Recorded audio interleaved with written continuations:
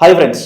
చలికాలంలో మనమందరం కూడా వేడి నీటితో స్నానం చేయడం సహజంగానే చేస్తూ ఉంటాము. కానీ గోరువెచ్చని నీటితో మాత్రమే స్నానం చేయాలి అని చెప్తున్నారు వైద్య నిపుణులు. కొంతమంది బాగా వేడెక్కి పొగలు కక్కే నీటితో స్నానం చేస్తూ ఉంటారు. అలా చేయటం కూడా మంచిది కాదు. అండ్ ప్రమాదకరం కూడా అంట.